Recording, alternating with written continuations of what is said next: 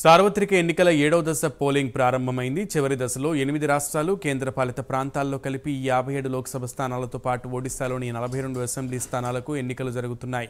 ఇప్పటివరకు జరిగిన 6 దశల్లో దేశవ్యాప్తంగా అధికార ప్రతిపక్ష పార్టీల మధ్య తీవ్ర పోటీ నెలకొంది. నేడు చివరి దశ పోలింగ్తో ఎన్నికల తంతుకు దేశవ్యాప్తంగా తెరపడనుంది. చివరి దశలో బీహార్లోని 8 లోక్సభ స్థానాలకు పోలింగ్ జరగనుంది. దీంతో పాటు చండీగఢ్లో 1, హిమాచల్ ప్రదేశ్ 4, జార్ఖండ్లో 3, ఒడిశాలోని 6, పంజాబ్లోని 13, ఉత్తరప్రదేశ్లోని 13, పశ్చిమ బెంగాల్లో 9 లోక్సభ స్థానాలకు పోలింగ్ జరగనుంది. ఒడిశాలో 42 అసెంబ్లీ స్థానాలకు ఎన్నికలు జరగనున్నాయి. ఈ దశలో 10 కోట్ల మందికి పైగా ఓటర్లు తమ ఓటు హక్కును వినియోగించుకోనున్నారు. దీనికోసం 1.09 లక్షల పోలింగ్ కేంద్రాలను కేంద్ర ఎన్నికల సంఘం ఏర్పాటు చేసింది. ఉదయం 7 గంటల నుంచి సాయంత్రం 6 గంటల వరకు పోలింగ్ జరగనుంది. 10.06 కోట్ల మంది ఓటర్లలో 5.24 కోట్ల మంది పురుషులు, 4.82 కోట్ల మంది మహిళా ఓటర్లు, 3,574 మంది థర్డ్ జెండర్ ఉన్నారు. తుది దశ బరిలో పలువురు ప్రముఖులు ఉన్నారు. వారణాసి లోక్సభ స్థానం నుంచి ప్రధాని మోదీ పోటీ చేస్తున్నారు. బీజేపీకి చెందిన సినీ నటి కంగనా రనౌత్, కాంగ్రెస్ నుంచి విక్రమాదిత్య సింగ్ తుది దశ బరిలో ఉన్నారు. గోరఖ్పూర్ నుంచి బీజేపీ అభ్యర్థి రవికిషన్, సమాజ్వాదీ పార్టీ అభ్యర్థి కాజల్ నిషాద్ మధ్య పోటీ నెలకొంది. హమీర్పూర్ నుంచి బీజేపీ తరపున అనురాగ్ ఠాకూర్, కాంగ్రెస్ తరపున సత్యపాల్ సింగ్ రైజాదా బరిలో ఉన్నారు. డైమండ్ హార్బర్ నుంచి టీఎంసీ అభ్యర్థి అభిషేక్ బెనర్జీ, బీజేపీ అభ్యర్థి అభిజిత్ దాస్ మధ్య పోటీ నెలకొంది.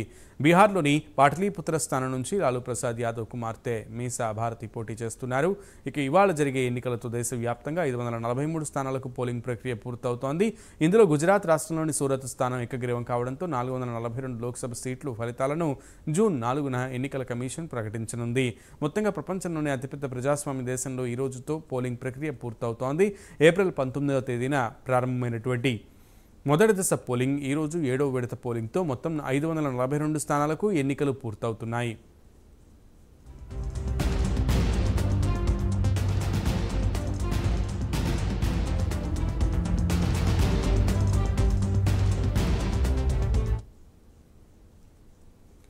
ఈరోజు చివరి దశ పోలింగ్ జరగనుంది. దీనికి సంబంధించి పూర్తి సమాచారం మా ప్రతినిధి సాంబశివరావు లైవ్ ద్వారా అందిస్తారు. సాంబశివరావు, 7వ విడత పోలింగ్కి సంబంధించి ఏర్పాట్లన్నీ పూర్తయ్యాయా? పోలింగ్ స్టార్ట్ అయిందా?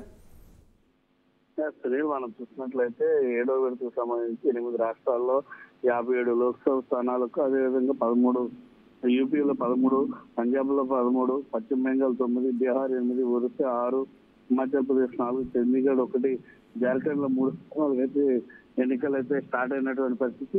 మొత్తం మీద ఏదైతే ఈ ఎలక్షన్ కి సంబంధించి ఇప్పటి వరకు కూడా దేశవ్యాప్తంగా కూడా జరుగుతున్నటువంటి ఎలక్షన్ కాబట్టి అన్ని చోట్ల కూడా ఈ దశలో 7వ దశలో పూర్తిగా పోలింగ్ అయితే ముగియాలని ఈ రోజు సాయంత్రం 6:30 గంటల వరకు కూడా ఓటు అంటే 6 గంటల వరకు కూడా ఓటు హక్కులు వినియోగించుకునేందుకైతే అందరికీ కూడా అవకాశం కల్పించినటువంటి పరిస్థితి.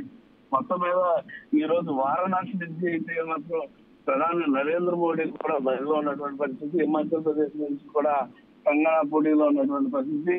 మొత్తం ప్రధానమంత్రి నరేంద్ర మోడీతో సహా 598 మంది అభ్యర్థులు ఈ యొక్క ఏదైతే ఈ రోజు జరుగుతున్నటువంటి దీంట్లో పాల్గొన్నటువంటి పరిస్థితి. మొత్తం మీద ఏదైతే ఈ ఫలితాలన్నీ కూడా జూన్ 4న అయితే రిలీజ్ కావాలి. మొత్తం మీద ఈ జరగనున్నటువంటి 7వ విడత లోక్సభకు సంబంధించి కావచ్చు, మొత్తం పోలింగ్ కి సంబంధించి మొత్తం కూడా ఇప్పటికీ అన్ని ఏర్పాట్లు కూడా పూర్తి చేసినటువంటి పరిస్థితి.